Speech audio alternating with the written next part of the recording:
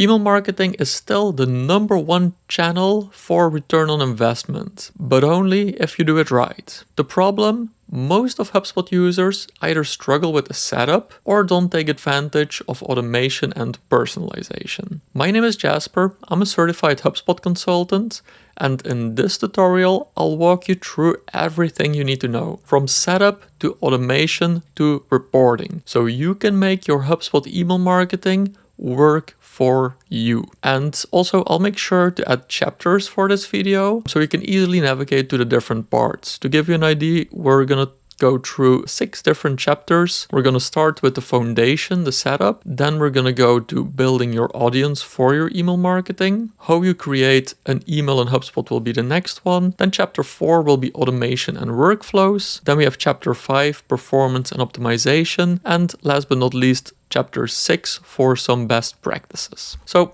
without further ado, let's get into it with chapter 1, the foundation setup. First of all, we need to understand marketing contacts. So when you're working within HubSpot, you have marketing contacts and you have non-marketing contacts. The marketing contacts are the ones that you can send marketing emails to, and you can do different things like adding them to lists that you will then sync with advertising platforms, for example. But that would get us a little bit too far for this video. But let me quickly show you how you can make sure that the list that you have for the email that you send is actually using marketing contacts. So when you go to lists, and we'll give this a name, just say all marketing contacts.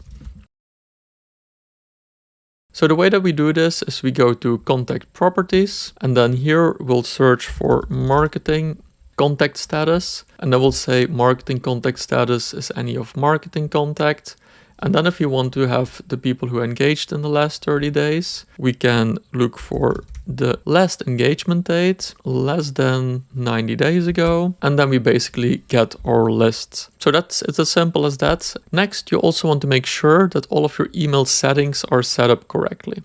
So when I go back here and we click on settings, then on the left side, we'll scroll all the way down. We'll go to marketing, then email, and here we can see our email configuration. First of all, we do need an email footer, so you will need to fill out this. And then you can also go to personalization, where you have the contact property defaults. So when we go here to contact property defaults, this is where we can set some defaults for the personalization values. So that means if the first name is not available, what are we going to show instead? So it's important to make sure that you fill this out for all of the properties that you're using often. Then also check your subscription types. So here, first of all, you can see the different subscription preferences pages. You are able to customize those, so you can always click on edit to customize those. I'll not go into those step by step, but it might be good to look into those before you get started with your email marketing. And then for subscription types, this is where we set up the different subscription types that people can sign up for. So if they would choose to edit their subscription preferences, these are the different types that they can subscribe and unsubscribe to. So it's very important for all of these that you clearly state what the subscription type is, and also add a short description so that people know what they can expect. Then if you look in tracking, this is usually all on by default, and I would also keep it that way. Then for the domains, we want to make sure that we have an email sent domain as well. For this, we go to content and then domains and URLs. And here you can see for my demo portal, I haven't really set up any specific custom domains, but this is where you would add your email sending domain. Oh, and actually I did add an email domain here, I see. So now you can see that I can send emails from my custom domain, jaspermeurs.xyz. For the email sending domains, in most of the subscription types that HubSpot has, there are not really limits to adding those. So you can add a couple of different email sending domains if you want, and it's very easy to add these. So you just click on connect the domain, you'll do email sending. So here we type in the email address, so for example jasper@hubspotexcellence.com. we click on next, then we can see this is the domain that these emails will be sent from. So HubSpotExcellence.com, and it gives you all of the different records that you need to set up to make sure your custom sending domain is ready to go. And then once your domain is ready, you will see the green dot here that says authenticated, or otherwise you will see which ones of the records are not fully set up yet, so that you know how to set those up. But it's very important to do this because otherwise your emails will be sent out from a HubSpot domain, which of course is not great branding. So we want to make sure that that's all set. Now, for the last part here, we do know about those email subscription types. And the way that we work with these is also you will add these to forms. So let's say we're going to create a form to sign up for our email newsletter. So I'll just choose this example here right now. So sign up for our newsletter. We have all of this information. Now we probably want to add our subscription type to this as well. So when we go to data privacy and I add that in here, you can see that we get the data privacy options right here, where you can choose the type of consent that you're asking for. So here you can choose the different types of consent. You can choose the subscription type, and this is where those subscriptions come in handy. And you can include the privacy statement as well if you want. But this is to make sure that you're collecting the right permission to send emails. Another option that you have is using legitimate interest here, which will not include the checkbox. But depending on in which region that you are, it might be necessary to actually add a checkbox. But for example, here you could do legitimate interest lead, then it will just show you that by submitting this form, you will be subscribed to this information. You still use the communication subscription right here. And when somebody submits this form, they will be subscribed to this email subscription. Another part where this is very important is if somebody ever has unsubscribed from your email, this will basically be the main way you would resubscribe those people if they fill out that form and the subscription is added there. Resubscribing people who have unsubscribed usually does not work through workflows at the time of this recording, so it's important to have this in place as well. Now next, let's talk about chapter 2, building your audience. For this, we want to go to our lists, and in the beginning of this video, I showed you marketing contacts versus non-marketing contacts. Now, in this demo portal I have here, I do not have the marketing contacts as an option, but please take that into the list as well from what I shown in the beginning of this video, which was from a different account. So the first thing we always want to add here for our marketing emails is that marketing contact status that I showed in the beginning. So as you can see, that's not here, but pretend that we're adding that one in here as well. Then next, we want to do some segmentation, because one of the best ways to make sure your email marketing is going well is if you have segmentation, because this way you can really personalize your emails, which is a very important aspect. You have two types of lists that you can create. The first type of list you can create is called a static list. So if I do not add any filters here, and I'll just name this example static list, then we can review and save, and you will see that this will automatically be saved as a static list because there are no filters here. For a static list, you can also add these to a marketing campaign so that anyone added to that list will also be part of the marketing campaign. Marketing campaigns is a different topic on itself, so I'll add a link to that video right here. But this is how a static list works. And then once we have our static lists, to quickly show you how that would work, and we want to add people to it, we would just click those people here. We would then choose more and add to static list. And then we can choose our example static list, where those contacts will be added. So now when we go back to lists, static list, it usually takes a moment, so they're not showing up just yet. But here, we can see with a refresh, these 5 contacts are showing up in our static list now. Now, usually what you will be working with instead is active lists. So when we go again to create a list, we'll choose a contact list. We have a bunch of different options here to create lists of people, and this is really one of the strengths of HubSpot. I do have a separate video specifically on how you create these lists. I'll link that up right here. But for now, let's just look into a couple of options here. So let's say we want to send an email to somebody who has interacted with a specific email that we sent before. That's one of the options that we have. So let's say that's delivering favorite HubSpot workflows. Now I can choose if somebody clicked a specific link in that email, I want to add them to this list. So this is already very specific. For example here, I'll do it a little bit broader, and let's just say that we want everyone who has last engaged with us in the last 90 days. So we can do that like this. Again, remember, make sure to add marketing contact status is marketing contact, so we have those people in there.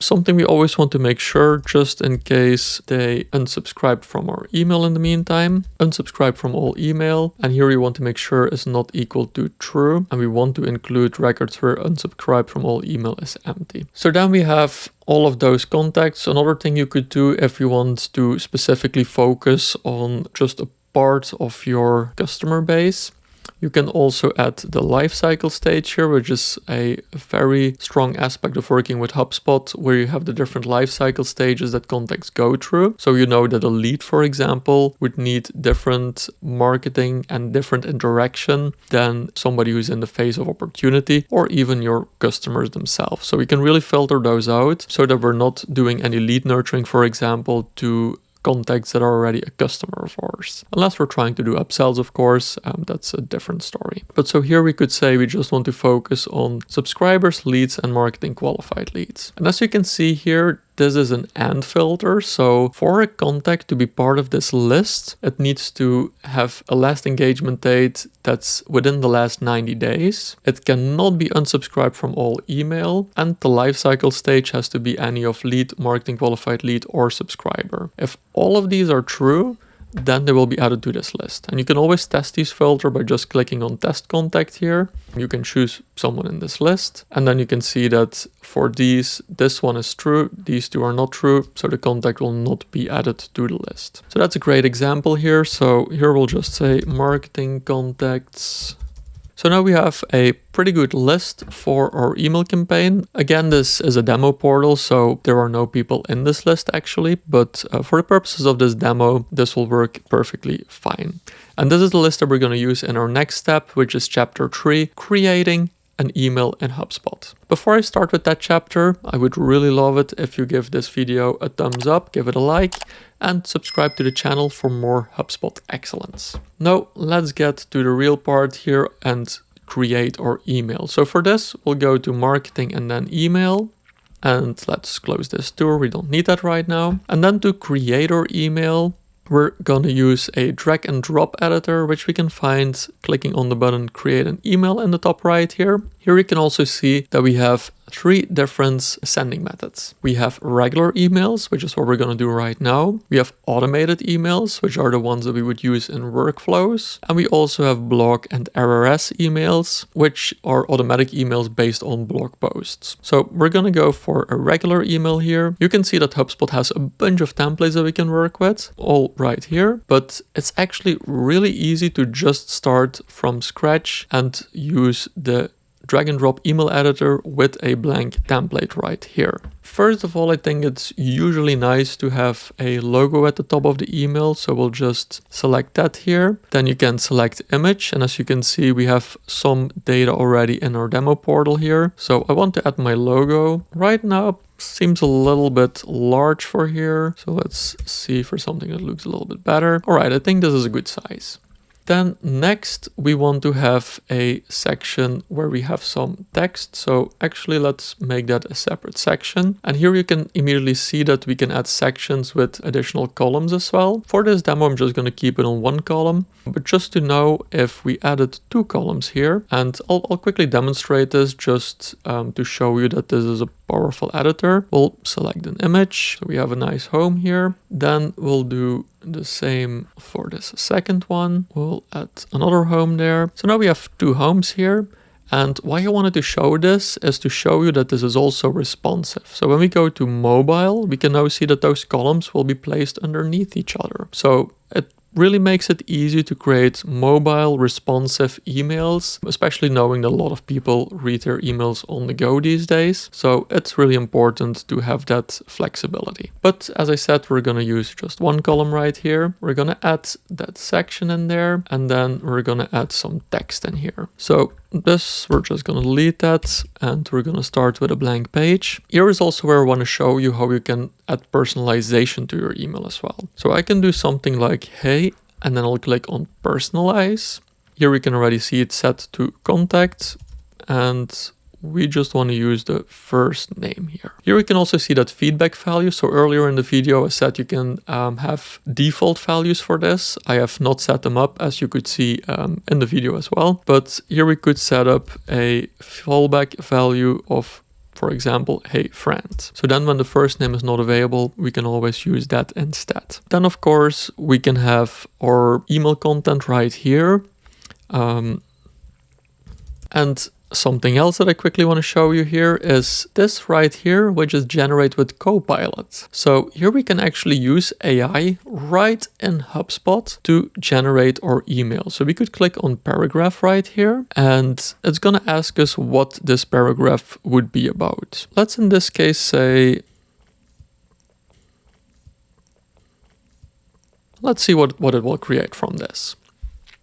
So here we can see it shows a simple paragraph. It always works better if we already have something, but let's just insert this here for the sake of this demo. And then I'll show you some other options that we have for AI within this email tool as well. So here we see like unlock the full power of HubSpot for your business. As a dedicated HubSpot consultant, I specialize in optimizing your marketing, sales, and service processes for measurable growth. Ready to elevate your results? Let's connect at jaspermeurs.com/HubSpot consultant and transform your strategy today. So I'll go to my website. No, just kidding. Let's stay in this video for now because I do want to teach you some things today. So when we select this text, we now also get some AI here where we can say refine.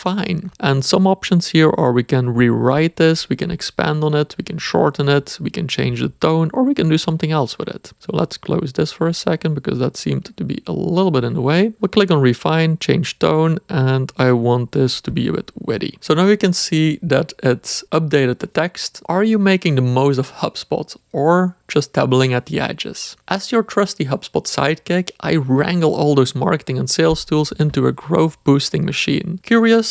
Take a quick click to jaspermeurs.com/HubSpot consultant and let's hatch your next success story. Playing with AI is fun, but we'll just leave it at that for now. Now, there's another really cool trick that we have right here, and that is that we can add smart content as well. So let's say this is the first part of our email, and I'm going to add some additional text down here. And now we're going to click on this little arrow here, and we're going to click on Smart Rule. Now this gives us the option to change this section based on either the lifecycle stage that our contact is in or a contact list membership. So if you do contact list membership, then you can choose between any of your lists. For example, if you're in real estate, you want to show different properties if they're in a certain budget range, you can do that right here. Or for this example, I'll show you the lifecycle stage. I will say the first rule is going to be if they're a life cycle stage of leads, and then the second one is going to be a life cycle stage of customer. And as it says here at the top, if a visitor matches multiple rules, they will see the content in the rule that comes first. Now, for the way that we set this up, they couldn't really be in multiple rules, but this is good to keep in mind. Also, smart rules are a feature of Marketing Hub Professional. So just keep that in mind if you're watching this video and you're using Marketing Hub Starter. If you're considering Marketing Hub Professional, feel free to reach out to me. I'm able to waive HubSpot's onboarding fees and help you setups for success. So now when we save this, we can see that this becomes a smart module. And right now we're editing for default. So this is the default that everyone will see who is not a lead or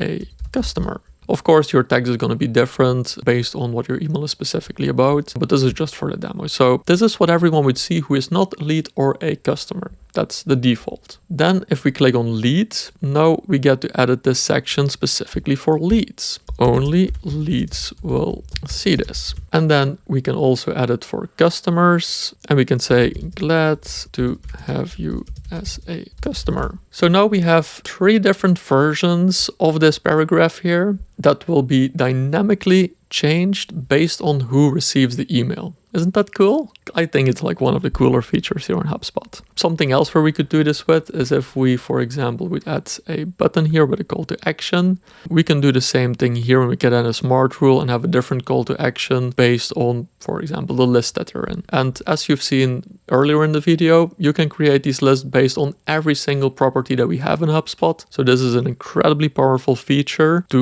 really personalize your call to actions, your email content, everything specifically for the people receiving your emails. Now, when we have our email here, the next thing we want to do is we want to make sure that we have a good subject line. Now, again, here we're a bit lazy, so we're going to click on generate, and HubSpot will generate subject lines for us. And it will do this, as it says here, based on the email body content. So let's see what options we got here. Unlock HubSpot's full potential. Oh, and it even adds some personalization in there.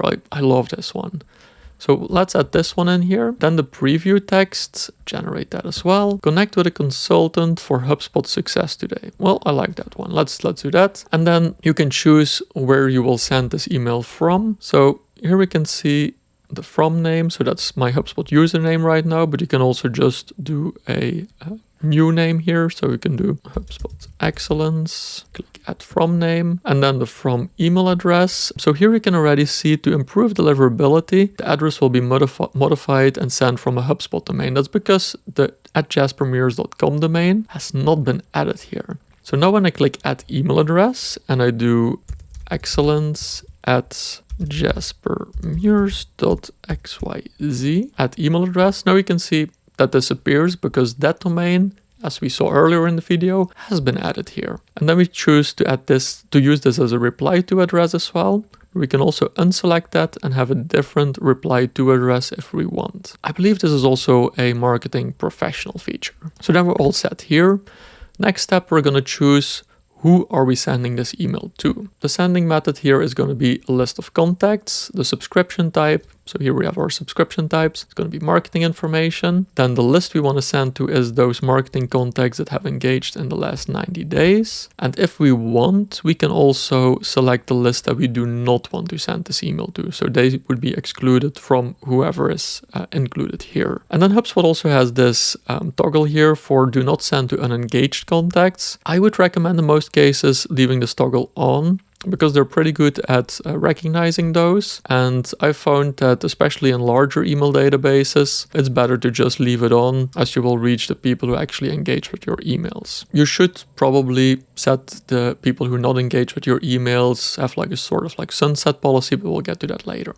Then next we can click on schedule, and we have the options to either schedule this email or send this email better right now, or we can schedule it for later, which then also gives us the option to do it in the recipient's time zone, which is also a really cool feature. But otherwise you can do the account default, so it will be the time zone for the account. You can do the time zone that you're in yourself, and then you also have the adjust send time, which is that it will like do it within like 5 minutes of the scheduled time. So you have a little bit of variation there.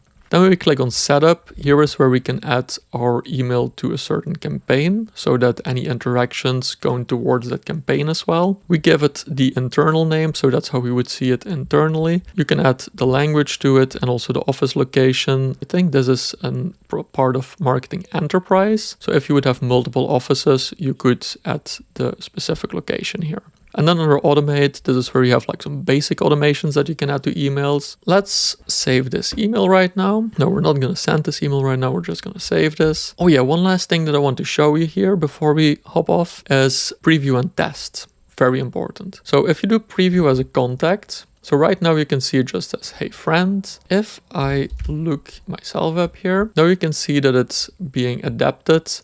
Hey Jasper, and then you can also see I'm a lead in the system, so it says only leads will see this. And then here, the subject line, you can see unlock HubSpot's full potential, Jasper. Then you can also preview in an email client. So we can choose preview types here. A couple of different options here. Let's just do those popular clients. Click on preview. And now it will work its magic and we can see how this email would show up in those different email clients so that we're sure that everything looks okay. So here you can see exactly how it will show up in Gmail, in the Gmail mobile app. Well, you get the idea. You have different options here and we can see how this actually shows up in those options. Now let's get back to editing. And then one last thing, and then we'll get to automation and workflows, is send test email. When we click on this, we can send a test email to ourselves. Usually I would recommend also adding the preview as contact, then just click send, and then we will get this email in our inbox, which will allow us to just test it out for ourselves, open it in a couple different email clients. I usually also like to open it on my phone just to have the full experience and make sure that I didn't miss anything. Now it's time for chapter 4, automation and workflows. So for automations, let me first explain the difference between automations and sales sequences, because this is a question that I get quite often as a HubSpot consultant. And the main difference is an automation will send marketing emails that we set up in a certain way, which I will show you in just a second. And the sequence sends emails from a personal email account, usually from the sales team. And the goal for a sequence is always to have people either book a meeting with you or to have them reply to one of your emails. Sequences are always highly personalized. This is very important, especially for sequences, because you don't want to use your sequences as marketing emails, basically, since they're being sent out from a personal email account. And this means that literally when the salesperson using sequences would go to their Google Workspace, for example, their mail in Google Workspace, and they click on their send email, they would see all of the emails there that are being sent out through a sequence. So we'll go to automation and then workflows here, and we're going to create a new workflow from scratch. For workflows, we always have a trigger. So let's say that we want as a trigger met filter criteria, contact, and we're just going to do something very simple here. Any contact that has been created, and what I'm going to do here is I'm going to say in less than 7 days, which means that I would get all of the contacts from the last 7 days. But then as soon as this workflow is active, this will actually work in real time. So anytime a new contact gets created, they would be enrolled in this workflow. That means we also don't want to send that email immediately, but we do want to add a little bit of a delay here. So let's say we want to send this email 2 hours after they became a contact, and that's when we want to kick this off. So let's call this lead nurturing workflow 1, because that's what we're going to do here. Then after 2 hours, we want to send them an email. Click on send email, and here we get the option for automated emails. I just have like 3 options here, but let's just pretend that this is lead nurturing email number 1, email number 2, and email number 3. So we'll send this one, click on save. Then we're gonna add a delay here. Let's say we're gonna wait for 3 days between those emails, and then we want to send them another email. And this is supposed to be a lead nurturing workflow, so you really want these emails to welcome them to your business, teach them the ins and outs of your business, everything that they need to know about your business when they would work with you, all of the advantages they would get from working with you, maybe some loyalty programs you have, all depending on the type of business that you have. But this is what we can use as a nurturing email. You can do a lot of things here, but it would get us a little bit too far for this video. I do have a different video specifically on this type of like nurturing email and the different options that we have. I'll link that up here. I'll just show you like one thing. You can have a branch here, and you can say that at this point I want, or better, I want to branch this based on the lifecycle stage. I want to create a separate branch for each option. I'll save this, and now we can see it branches out all of the different options. And now you can actually, it even says that I forgot about the delay here. So let's add that delay in there. We want to have another 3 days. And now we can add different emails based on those lifecycle stages that a contact is in. So that's all pretty cool. Something that you can send in these emails is also helpful resources, which is also a great way to use these emails. And it just saves you a lot of time to have a lead nurturing workflow like this. And it really helps to keep your leads warm in an automated way. Now, next, chapter 5, let's talk about performance and optimization. For that, we'll go back to marketing and then emails. We'll click on analyze. And this is where we get all of our data about our emails. for each email that we sent, we can see the amount of sends that we had. We have the open rate, the click-through rate, the reply rate, all very important. And well, right now you can see this is a demo account, so I don't really have the emails here, but this is the data that you will basically see for every single email. Couple of quick tips here. If you see the open rate is on the lower end, and I would expect an open rate of at least 30%. Like that would be the minimum that we're shooting for. But if you see the open rate is lower, that means you have to, well, first of all, the relevance of your list needs to be there. So people must be expecting your emails. That's basics. But then if you see the open rate is still on the lower end, you want to update your subject lines, play around with your subject lines, maybe even do an A/B test with your subject lines. And actually talking about A/B tests, let me quickly show you how that would work. So let's go to the email that we were working on earlier. We'll have inbox here. And then here you can click on A/B test. You can choose the distribution for your A/B test. And here winning metric is highest open rate. So that's perfect if you want to test the subject line. We'll click on create test. Right now we can see that we're editing version A. And then for version B, we could do a different subject line here, and let's just use AI again to generate a subject line. Okay, here we go. And we could do something like this one here, ready to elevate your HubSpot results. And now when we save this, like, we have our A/B test, and we can test those two different subject lines to see which one would give us the best open rate. That was small detour, but a very important part of this video as well. So I'm glad I got on that. So then the open rate mainly influenced by your subject line.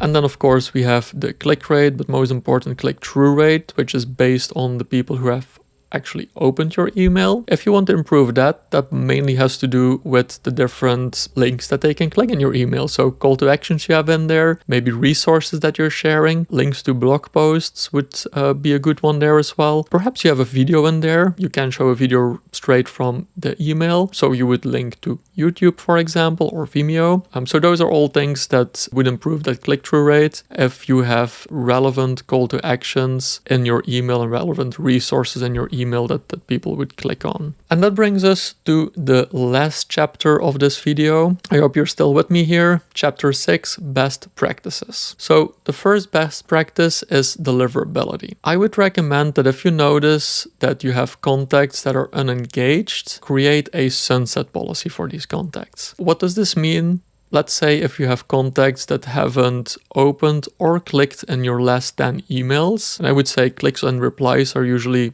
the best way to gauge this, because opens are a little less reliable these days because of privacy features in applications like, for example, the Mail app for the iPhone, but have a sunset policy for these. So if you don't have engagement for 10 emails, you send them one last email, and this is an automation. You send them one last email being like, hey, I've noticed that you haven't really engaged with our emails recently. Would you still like to receive these? Just click this button below and I'll make sure to keep you in our email list. Very simple. If they do not engage with that email, they do not click that button, you would then set them as non-marketing contacts to make sure that we don't send any emails to those contacts anymore. If you would like to see a video how to do that specifically, just let me know in the comments below and I'm happy to create a video about that as well. Another best practice, make sure to use all of the AI tools we have in our marketing emails here. It will save you a lot of time, and HubSpot is getting pretty good at these AI tools for marketing emails. So I would really recommend getting acquainted with those, but please keep your emails human to human as well. So don't overly rely on the AI tools, but use them as a helpful assistant. And then last but not least, some things that you want to add in there. And this is also like what's trends in the moment. Right now, as I'm recording this video, social media is all video. A lot of the internet, a lot of things that people love to watch is video. Even LinkedIn is showing more video. So if you want to play into this, you want to add video to your emails as well. As I said before, you would probably use the screenshot of your video in the email and let people click on it so they can actually watch the video. And also make sure to always personalize your emails. The more personalization you have in there, the more relevance that you have in your emails, the best that your emails will actually perform. So now you know how to build, automate, and optimize emails in HubSpot. Let me know in the comments what is one big thing that you're taking away from this video. I would love to hear that down in the comments. And next, you might want to watch my video about doing email marketing the right way. This is where I more go into the strategy behind doing great email marketing, so I'm sure you will love that video after watching this one. Don't forget to like this video, subscribe to the channel for more HubSpot excellence, and I'm looking forward to seeing you in the next video. Bye.